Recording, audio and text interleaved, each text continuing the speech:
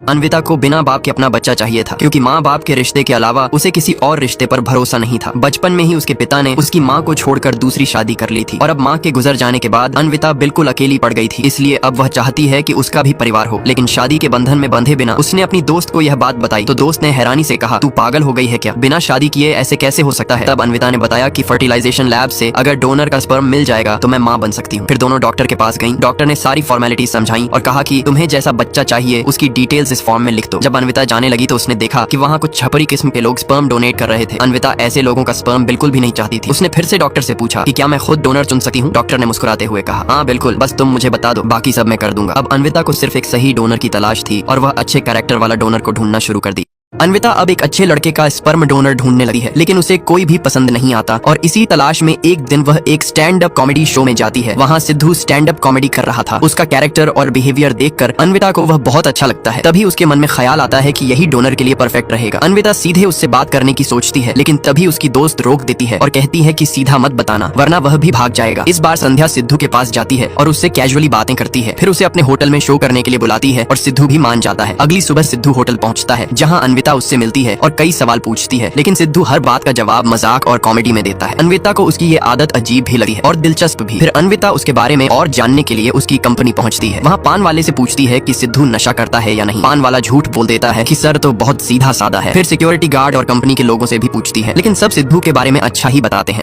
अन्विता सिद्धू को और जानने के लिए उसके साथ काफी ज्यादा करीब होने लगी है। सिद्धू उसे एक ठेले की दुकान पर ले जाता है और वहाँ का मशहूर बैंगन टिक्का खिलाता है। अन्विता को बैंगन टिक्का बहुत ही पसंद आता है। अब सिद्धू अपने दोस्तों के सामने अन्विता की तारीफों के पुल बांधने लगा है। तभी अन्विता का कॉल आता है और वो कहती है कि मेरे रिश्तेदार की कल सर्जरी है और उन्हें ओ नेगेटिव ब्लड की जरूरत है। तुम्हारा भी ब्लड ग्रुप ओ नेगेटिव है, तो क्या थोड़ा सा ब्लड दे सकते हो? सिद्धू ब्लड देने के लिए मान जाता है। अगली सुबह सिद्धू अस्पताल ब्लड डोनेट करने चला जाता है और फिर ब्लड दे देता है। उसके बाद अन्विता उसे थैंक यू बोलती है। सिद्धू काफी ज्यादा खुश हो जाता है और खुशी खुशी घर आकर नाचने लगा है। फिर अगले दिन अन्विता सिद्धू के घर जाती है ताकि उसके परिवार वालों को अच्छे से जान सके। वहाँ कुछ तस्वीरें देकर वो सिद्धू की माँ से उनके बारे में पूछने लगी है। सिद्धू की माँ उन सब तस्वीरों के बारे में बताती है और बहुत सारी तस्वीरें अन्विता को दिखाती है। फिर सिद्धू की माँ सिद्धू को जगाती है और कहती है कि अन्विता घर आई है। अन्विता का नाम सुनते ही सिद्धू तुरंत उठ जाता है और अन्विता को अपने पापा से मिलवाता है, लेकिन इससे पहले कि उसके पापा और मम्मी सवालों की बौछार करके उसका दिमाग खराब करें, वह अन्विता को लेकर बाहर चला जाता है। बाहर आते ही अन्विता कहती है कि क्या तुम शराब छोड़ सकते हो? ये तुम्हारे शरीर के लिए अच्छा होगा। सिद्धू तुरंत मुस्कुराकर कहता है कि चलो अभी से ही मैंने शराब छोड़ दी। अन्विता उसे बताती है कि जैसे मैंने वादा किया था, तुम्हारा शो बहुत बड़ा होने वाला है, इसलिए एडवर्टाइजमेंट और प्रमोशन के लिए तुम्हारा फोटो शूट करना पड़ेगा। इसी बहाने दोनों साथ वक्त बिताने लगते हैं और धीरे धीरे सिद्धू को अन्विता से प्यार हो जाता है। फिर अन्विता के होटल में सिद्धू का स्टैंड अप शो होता है जो बहुत ही शानदार तरीके से चलता है। सिद्धू तो शो में पूरी तरह छा गया था। वह उसे समझाती है कि तुम्हारे अंदर जो क्वालिटीज हैं, तुम स्टैंड अप के लिए ही बने हो, कॉमेडी तुमसे अलग हो ही नहीं सकती और तुम इस करियर में बहुत आगे जाओगे। ये सुनकर सिद्धू इतना ज्यादा मोटिवेटेड हो जाता है कि अगले ही दिन अपनी नौकरी से रिजाइन दे देता है।